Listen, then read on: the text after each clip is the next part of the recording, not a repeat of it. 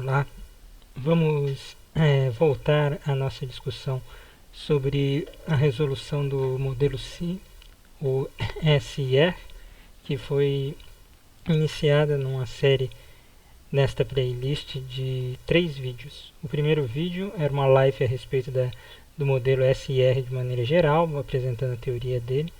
O segundo foi resolução de equações diferenciais, e onde a gente usou dois métodos, que era o método de Euler e o método de Runge-Kutta. E agora chegamos nesta apresentação. Então a gente vai discutir nela o modelo SIR, mas vamos agora tentar fazer a solução do modelo, e para tanto a gente vai usar o software livre, o Scilab. E para iniciar a gente vai resolver um exemplo que foi apresentado no vídeo anterior com o próprio Scilab. No vídeo anterior a gente só apresentou ele teoricamente e fomos resolvendo na mão. Agora a gente vai tentar automatizar o processo. E aí vamos nos lembrar que a equação diferencial proposta e apresentada como exemplo era essa aqui. Du dx igual a 1 menos 2u. O que isso quer dizer? Qual que é a função u que ao ser derivada ela é igual a 1 menos duas vezes ela mesma? Essa é a maneira que você vê, parecido com uma equação algébrica comum, mas ao invés de tratar com um número, você trata com uma função. E essa equação vale para onde? Ela vale no intervalo de 0 até 1, e a condição, o valor inicial, será que quando u de x igual a 0, nós temos o valor de 1 para u. E vamos dividir esse intervalo de 0 até 1 em passos de 0,2. Agora vamos lembrar o método de Runge-Kutta de ordem 4. Bom, o método de Runge-Kutta ele usa o valor do ponto anterior da função u para prever o ponto do valor seguinte. Então o valor da função u de xi ele é obtido a partir do valor da função no ponto anterior, u de x de i menos 1. E qual que é a relação entre xi e xi menos 1? Então xi é igual ao x menos 1, i menos 1, mais h. E você tem uma fórmula de recorrência entre o u de xi e o u de xi menos 1, que é essa aqui. O i é igual a ui menos 1 mais h sobre 6, k1 mais 2, k2, 2k3 mais k4. E onde que o ui, que equivale à função u de xi. Talvez você fale assim, mas professor, por que não já falou aqui u de xi? Já não fez essa anotação? Porque aqui estamos nos referenciando a funções, aqui estamos nos referenciando apenas a números, porque o cálculo numérico te dá números, ele nunca vai te dar uma função expressamente. Agora quem quer K1, K2, K3 e K4 são as contribuições da integral, que é a área embaixo da curva, da função que relaciona tanto as constantes quanto a própria função u que nós estamos tratando. Então K1 é quem? K1 é o valor da função f no ponto x i menos 1, u i menos 1. Ou seja, você divide num intervalo de comprimento h, que é o passo que você está tratando, e você calcula a área embaixo, que é o próprio valor da função, que é o f de xi menos 1, ui menos 1. Depois você vai na metade do intervalo, h sobre 2. Aí você implementa o x e você calcula um novo valor de u, que esse aqui seria o u de i, porque eu estou na metade do intervalo, que vai ser, agora sim, propriamente dita a área. Você note que K1 é a altura, K1h sobre 2 é a área preenchida entre o xi menos 1 até o h, o ux menos 1 mais h sobre 2. É esta área aqui que vai te dar uma dada altura. E o K3 é o aperfeiçoamento do cálculo dessa área, levando em contribuição o avanço que K2 deu na função u. E por fim o K4 é o que existe a área no final do passo h. Se você quiser entender um pouco melhor, se você não está conseguindo associar, volte na aula anterior, no vídeo anterior, que falava sobre isso. Agora, quem é f de xu? Quem é o valor, essa relação que existe entre a função e a variável? Bom, a relação f de xu é a forma escrita dos termos da equação diferencial. Então, du dx é igual a f de xu. No nosso caso, f de xu não depende de x, só depende da função u. Lembra que eu havia dito? Qual a função que derivada resulta em 1 menos 2 vezes ela mesma. Então você não tem nenhuma relação com o x, que até ficou como exercício no vídeo anterior, você tentar encontrar uma solução quando você tem essa dependência com uma variável. Então agora vamos escrever esta equação no Scilab para resolver a equação diferencial no computador. Vamos lá. Esse aqui é o ambiente do Scilab. Ele é um software, como eu disse, né, um software livre, você não é proprietário, você não paga assinatura nem nada. E ele roda tanto em Windows quanto em Linux. E ele faz cálculo numérico e na maioria das vezes ele trata ou variáveis ou mesmo vetores. Na verdade ele só trata com vetores. Por exemplo, eu posso criar um vetor, dizer que é um vetor x, que ele vai receber números de 0 até 5, mas só que ele vai pulando para cada elemento do vetor, ele vai colocando 0.1. Aí você vai me dizer o que isso quer dizer. Perdão. 0.1 até o 5. Ele te diz isso. Que o primeiro elemento do vetor é o 0, o segundo é 0.1, o terceiro é 0.2 e assim sucessivamente até o 5. Aqui nós temos essa parte que é conhecida como o console, onde você coloca os comandos. E esta outra é conhecida como navegador das variáveis. Eu já criei a variável x e ela é um vetor de um só elemento, né? Que se fossem dois seria uma matriz, com 51 elementos dentro. Talvez você ficou assim, como de um elemento com 51 elementos? É um vetor de só uma dimensão. Se ele tivesse duas dimensões, ele seria uma matriz e ele tem 51 elementos dentro desse vetor. Então, vamos agora tratar, que a gente pode agora, a partir do momento que você tem o vetor, tratar claramente a relação que existe entre eles. Por exemplo, eu posso dizer que o vetor x, essa região, eu vou calcular um outro vetor y, que vai ser o cosseno desse vetor x ao quadrado. E aí nós temos o novo vetor y preenchido. E você pode até fazer um gráfico, e aí é o comando plot, onde você vai associar o vetor x com o vetor y. Que ele cria o gráfico e você percebe que existe uma relação que é como a gente tinha esperado. Como a relação é cosseno de x ao quadrado, ele tem valores positivos e negativos para o quadrado, né? E, perdão, ele só vai ter valores positivos, mas para o valor do cosseno vai ter valores negativos também. Então, por isso que essa oscilação, mas que vai aumentando sua frequência. Bom, então essa é uma apresentação geral, só que o Scilab ele tem uma vantagem. Você está notando que eu estou escrevendo aqui, eu tive que declarar quem que era a variável x, quem que era o vetor x, quem que era o vetor y, tive que dar o comando de fazer o gráfico e assim sucessivamente. Mas o Scilab tem uma vantagem, ele pode escrever isso tudo dentro de um arquivo que é conhecido como script. E você tem um editor para isso, que ao clicar aqui você vai abrir o programa do editor de texto chamado SciNote. Então, se eu clico aqui, ele já vai te levar para essa tela aqui. SciNote. Aqui eu já escrevi tudo que existiria para esse exemplo que a gente fez, né? Ele é um exemplo de livro propriamente dito. Então você tem, você já vai ter que declarar, como a gente tinha dito anteriormente, uma função que relaciona a variável que eu estou buscando com as constantes que existem. Então eu vou declarar uma função, function, e toda vez que você declara uma função dentro do Scilab, ele tem que devolver alguma coisa. Então o que ele devolve vai estar relacionado com a função propriamente dita. No nosso caso aqui, a gente está falando que essa função vai te devolver du. E du é quem? É 1 menos 2 vezes u de a. Isso é a maneira de você escrever aquele u menos 2u. Compreendido? Então ele só tem uma saída, só tem uma dimensão. Aqui é h, o intervalo, o passo de integração que a gente vai usar. dt é h sobre 2. Isso aí é para a gente poder fazer aquela subdivisão por causa do método de Runge-Gutta de quarta ordem. E dx é o delta x que a gente está tratando, é todo o intervalo, é aquele ponto que a gente falou que vai de 0 até 1.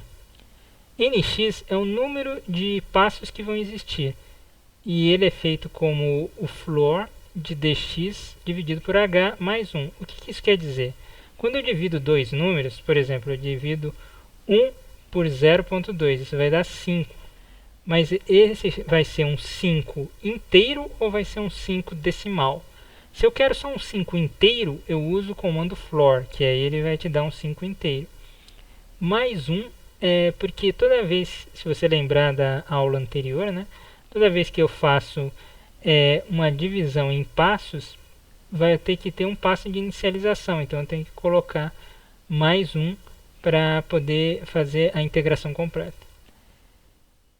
E nós utilizaremos também o vetor x, que ao invés de ser aquela notação que eu usei, eu falei que eu vou usar um vetor do tipo linha, com os espaços saindo do zero e indo até o dx com implementações de nx, ou seja, de 1 em 1. Aí você vai se perguntar qual que é a utilidade disso, mas é importante depois para a gente acompanhar o valor dessa variável. E aí eu tenho que inicializar os vetores, o vetor u, que vai receber a nossa função. No início ele vai ter só 0, então por isso que eu uso o comando 0, que vai ser um vetor, novamente, é um vetor de uma dimensão, porque se fosse duas seria uma matriz. E ele vai ter nx elementos, no caso aqui nosso, a gente sabe que nx vai ser 6. E aí eu faço a inicialização, u de 1 igual a 1. Ou seja, para o primeiro elemento de u, ele vai ter valor 1, todos os outros vão ter 0. Aqui eu começo a fazer o método de Runge-Gutta propriamente dito. Eu vou fazer um for, que é um comando de repetição, que diz que quando j vai de 2 até o nx, ou seja, vai de 2 até 6, ele vai pegar e vai calcular a função fun que a gente tinha declarado lá em cima, do ponto anterior. Note que j começa em 2. Por quê? Porque o 1 existirá, a gente inicializou aqui, então ele vai fazer fun de 1, depois ele calcula o f2, que corresponde ao k2 da expressão que a gente tinha dito, que é o u1 mais dt, ou seja, h sobre 2 vezes o f1, que eu calculei no passo anterior. Depois calculo o f3, que é o 1 mais o dt, que é o h sobre 2 vezes o f2. E f4, que é o u1 mais o h vezes o f3, que eu calculei no passo anterior. E finalmente eu calculo o u2. O 2 vai ser u1 mais h sobre 6 vezes f1 mais 2f2 mais f3 mais 2f3 mais f4. E aí eu chego aqui, o comando for, você já está ambientalizado, né? Ele vai ser implementado. De 2 ele vai passar para 3. E aí ele volta aqui. Ele calcula o f de 3 menos 1, que é o u2. Mas só que ele colocou no passo anterior o valor de u2. Então ele pode calcular o 2 usando a função fun e assim sucessivamente até 6. Nós não faremos tudo isso porque a gente sabe como que isso se desenvolveria. Inclusive a gente usou como exemplo no vídeo anterior. Ao terminar o for, né, terminar de implementar o Runge-Gutta, seria bom eu comparar isso aí com o valor analítico, o valor que a gente conseguiria pelaquela integral. Que a gente sabe que u vale meio mais meio vezes o exponencial de menos 2 vezes x. Bom, eu calculei aqui, eu criei o x, né? E aqui eu posso ter uma expressão fácil, eu posso pegar e usar essa expressão. E aí vamos comparar se o analítico, o a, é parecido com o u. E quem que é o u? É o calculado numericamente. E aí vamos fazer um gráfico. Para fazer o gráfico, o primeiro comando que eu usei é o clf, que é um comando que limpa a janela de gráfico.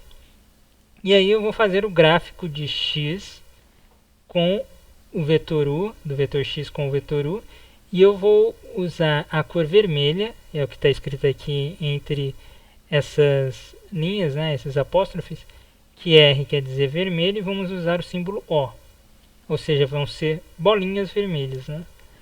E quando eu fizer o x vezes o a, que é o analítico, você sabe que ele tem valores em todos os pontos. Então é bom a gente colocar uma linha, né?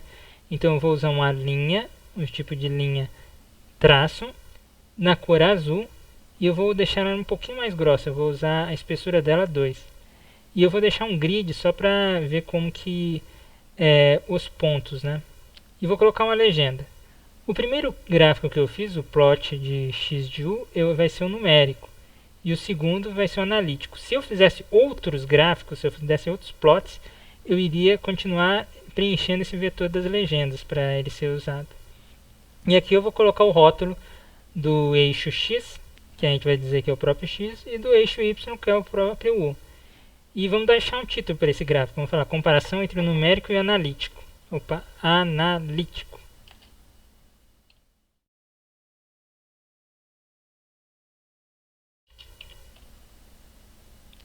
Dou o comando Ctrl S, se você quiser salvar direto, ou você clica aqui. E aí você clica nesse botão executar, que ele executa esse script naquela janela. Eu clico aqui e volto para a janela. Aqui na janela do console está escrito que executou, e aqui está onde está salvo aquele arquivo do script.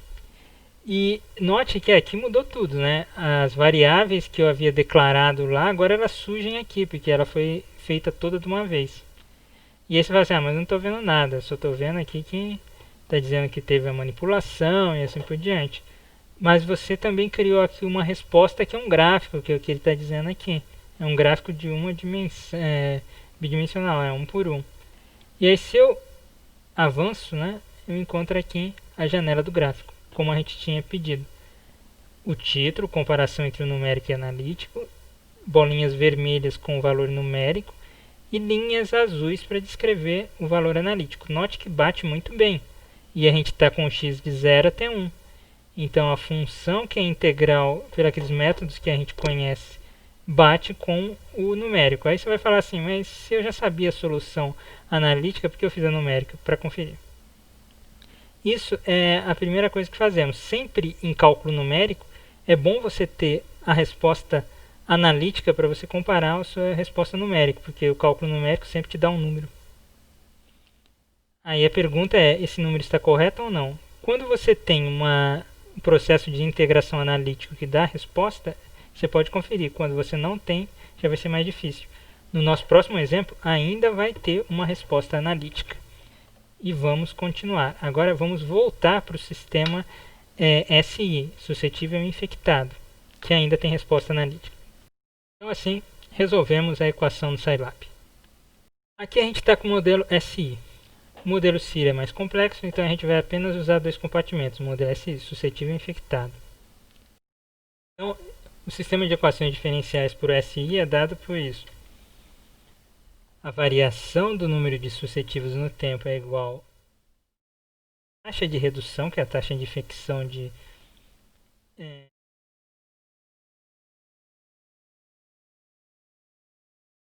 taxa de variação dos infectados no tempo, ela é positiva, enquanto que os suscetíveis perdem suscetíveis que se tornam infectados, os infectados ganham mais infectados por causa dos suscetíveis. R é a taxa de infecção. Se você notar aqui, e aí existe um artigo que eu já discuti, que eu escrevi a respeito dos valores da constante, você vai ter que a constante R deve ter suas unidades como 1 sobre mais uma frequência por tempo. E essa frequência por tempo quer dizer a frequência, essa frequência por indivíduos, essa é a frequência de infecções. Então essa expressão ela possui um resultado analítico se você colocar uma imposição, que o número total de indivíduos não varia. Então sempre vou ter suscetíveis mais infectados, tem que dar um número total de indivíduos N, ou seja, ninguém morre. Então faremos isso para termos uma solução para testar o nosso método de Runge-Gutter e aí acreditar que ele está funcionando e poder avançar para a gente não conhece. Então se eu colocar N lá naquela expressão, eu vou, ao invés de colocar I aqui, eu posso colocar uma expressão que tenha S e N, que é o que aparece aqui. Ou no caso o contrário, né? Ao invés de eu colocar S aqui, eu coloco uma expressão que tenha I e N, que vai ser I menos N. E aí você vai se perguntar, N, qual que é a importância dele? Porque N não é uma variável, N é uma constante. Então eu consigo resolver essa equação. Inclusive vai ficar como exercício dessa apresentação você encontrar essa expressão. E aí, mas eu já te dou a resposta, né? A solução analítica para a equação diferencial acima, ela é dada se você tem uma condição de t igual a zero. Ou melhor, quando t igual a zero você tem um número de infectados e zero, que é o número inicial de infectados, pode ser um indivíduo. O que não pode é que zero seja zero, porque aí não tem infecção. Então você vai ter que o i vai ser i0 n e elevado a r nt, dividido por n mais i0 e elevado. Vamos ver se ele reconstitui tudo. Quando t igual a zero, está na condição inicial, e elevado a r nt vira 1. Então 1 menos 1 dá 0, vezes i0, que é o número a 0 também, que é o número de infectados iniciais. E aqui eu tenho um n. Então vai ser i0 n e elevado a r n vezes 0. Então é i0 vezes n vezes 1. Então esse n cancela com o n aqui de baixo, então vai virar i0, verdade. I de t igual a 0 está dando i0. A nossa equação analítica está batendo.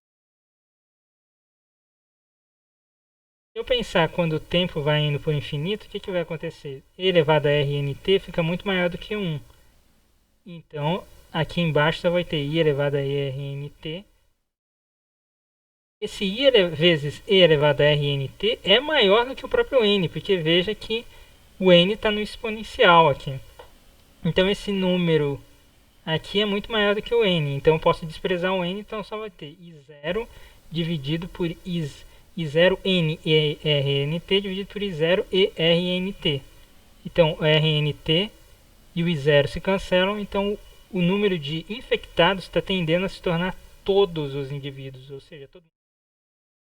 É razoável também se a gente não pensar que tenha nada para recuperar seus indivíduos.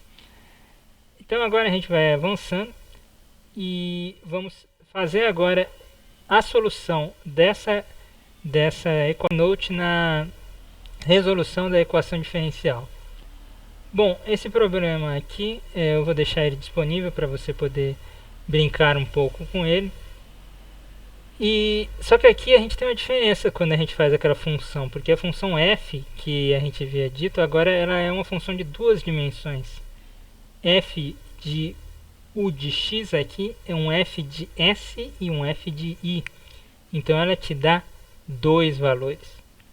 Então ao invés de ser só um valor, como era no exemplo anterior, o du, você vai ter um vetor que tem dois elementos. O su, que é a implementação dos suscetíveis, e o iu, que é a implementação dos infectados, que vão se relacionando com o sx e o ix.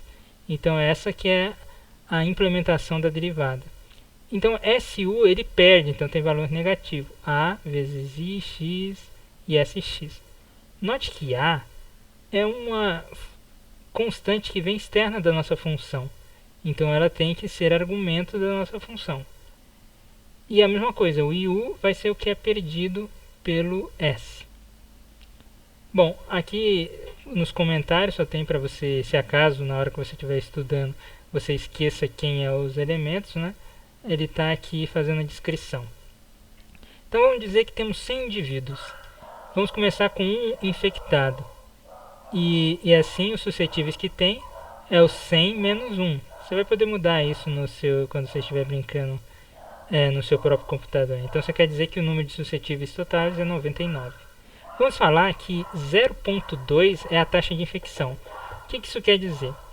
Quer dizer que um infectado ele tem que se encontrar com 5 outros suscetíveis para um suscetível ser infectado, ou seja, ele tem uma virulência não tão grande. E vamos usar um dt igual a 0.1. Aí você vai me perguntar quem que é dt? É a variação, é o nosso passo, né? É como que a gente vai, porque ali não é dado como isso, né? Como que você vai fazer o passo de integração. Quanto menor o passo, melhor vai ser o seu resultado, mas computacionalmente ele vai demorar mais. E vamos falar quanto tempo a gente vai fazer a integração. Vamos falar que a gente vai fazer a integração durante 10. 10 o quê? Se a gente falou que pode pensar em dias, né?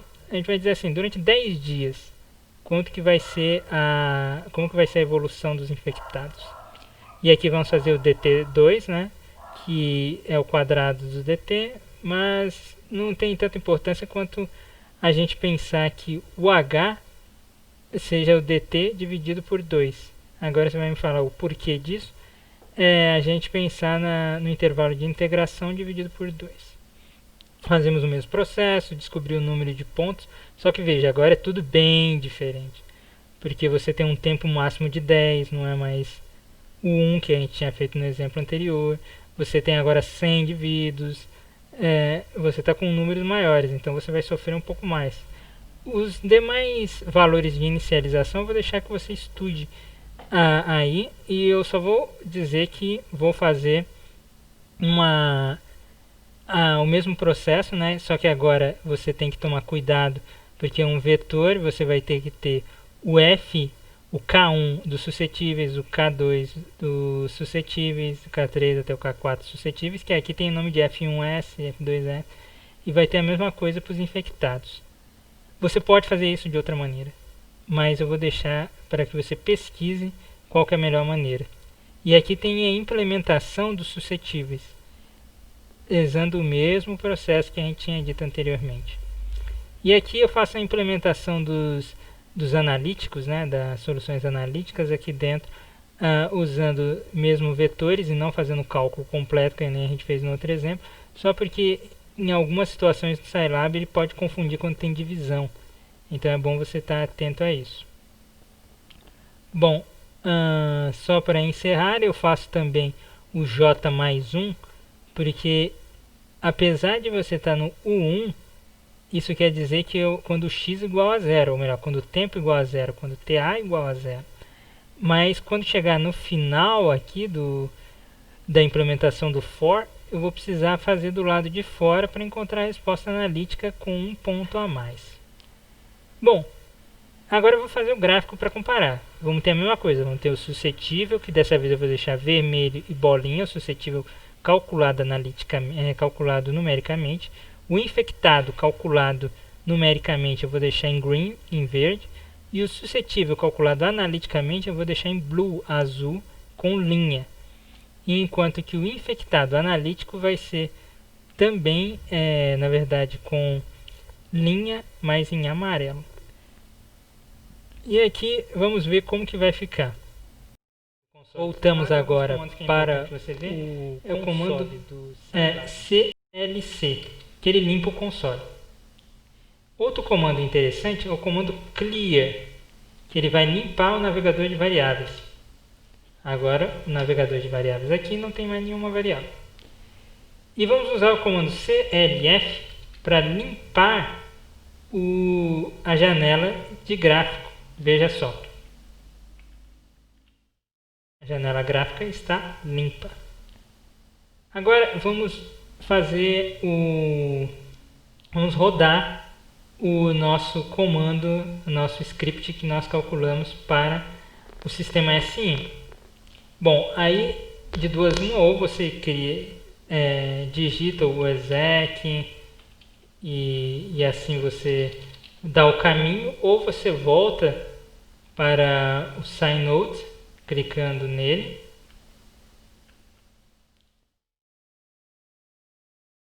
Você está no script e manda executar. E agora você volta para a janela, para o console do Scilab.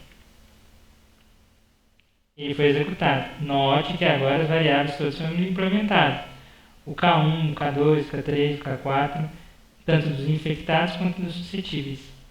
E você tem valores um pouquinho maior. Bom, e agora vamos olhar o gráfico, que o gráfico é que nos dá a resposta se o nosso processo está nos analíticos, numéricos, vermelho bolinha. Enquanto que a linha azul é o analítico. Ou seja, o analítico e o numérico batem muito bem. Você consegue perceber que eles estão avançando. E note que a gente colocou um tempo muito grande, porque todos os suscetíveis se tornam infectados antes do fim do primeiro dia, se você tem essa taxa, note bem, uma taxa pequena. Um suscetível precisa encontrar 5 infectados para ele infectar um. Mas se você coloca um tempo de 0,2, ou seja, um passo pequeno, perdão, de 0,1, ele vai conseguir fazer essa infecção muito rápido. Então, se for um dia aqui, a cada 2,4 horas, esse indivíduo se desloca e encontra alguém, você vai infectar praticamente todo mundo no final do primeiro dia. E aí, os infectados obtidos analiticamente, essa linha amarela, que é difícil de você enxergar, mas ela está aqui, ele está batendo muito bem com os pontos verdes calculados numericamente. Então você percebe que ao término do primeiro dia você já contaminou todo mundo. E assim é o modelo SI. Então, essa aqui é a maneira de você fazer uma simulação com o modelo SI. Note que nós fizemos somente com SI, que é 2 dimensões. DI/dt é igual a mais RSI. E SDT é igual a menos RSI.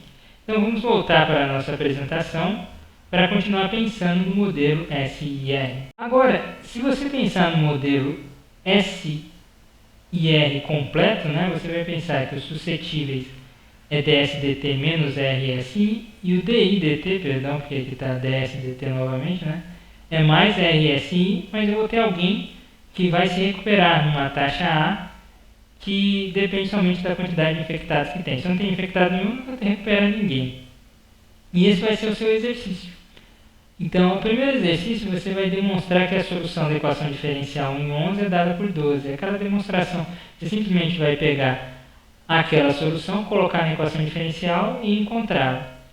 Você pode fazer desse jeito, como você pode obtê-la também. Se você não conseguir obtê-la, me avise que eu faço um outro vídeo explicando. E, segundo o exercício, você vai tentar reescrever aquele for dentro do código do Scilab, agora já é mais numérico mesmo, de cálculo numérico. Seria possível fazer uma outra implementação, por exemplo, sem colocar o j mais 1, ou descrever de outra forma. Se você não encontrar nada, explique o que você testou e por que você não encontrou. E por último, o modelo SR, como eu havia pedido, né, você vai tentar fazer ele agora completo. E aí você vai colocar alguns parâmetros. Você vai colocar o R igual a 0.2 e o A igual a 0.1. Ou seja, a quantidade de recuperação é menor do que a taxa de infecção. E aí você dá uma olhada em quanto tempo demora para ter a recuperação. E aí você vai fazendo algumas análises. Bom, eu vou deixar um quarto exercício, que é você fazer um estudo do tempo necessário para os suscetíveis serem totalmente contaminados, ou seja, serem anulados, mantendo A igual a 0.1 e alterando a taxa de infecção. O que quer dizer isso?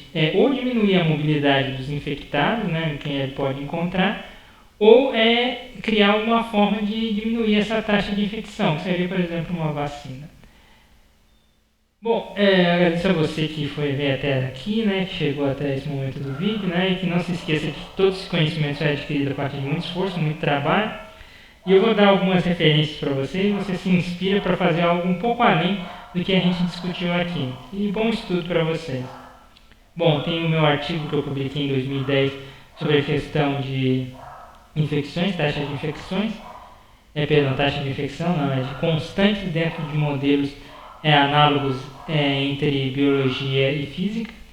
E tem esse artigo muito recente agora do professor Lira, nos Estados Unidos, e que na verdade eles são pesquisadores da área de astronomia, né, de astrofísica, que estão mexendo com populações de estrelas, e criaram um modelo de suscetíveis expostos, infectados e recuperados, mais aqueles que podem ser tanto os que estão assintomáticos, quanto aqueles que estão internados e sucessivamente. E aí ele vê o efeito desse distanciamento social que a gente tinha discutido. E ele faz uma estratificação pela idade para ver o efeito se um confinamento vertical é eficiente ou não comparado a um confinamento na horizontal. E aí, no decorrer do artigo, ele vai vindo. Esse é um pré-print que foi mandado para a revista científica até esse momento que eu fiz esse vídeo, em junho de 2020. E aí você pode fazer, com isso que eu te apresentei aqui, você pode ser crítico em avaliar esse artigo, porque é somente assim, não é nem ouvindo o discurso de alguém, mas é trabalhando e tentando entender os seus questionamentos que você adquire o conhecimento, ele passa a ser seu. E não é através, e aí você estará verdadeiramente independente para tomar uma decisão. E aí você vai falar, vai mudar o mundo? Não sei, mas ela te dará liberdade. E é isso que eu desejo a você. Se cuide e bons estudos.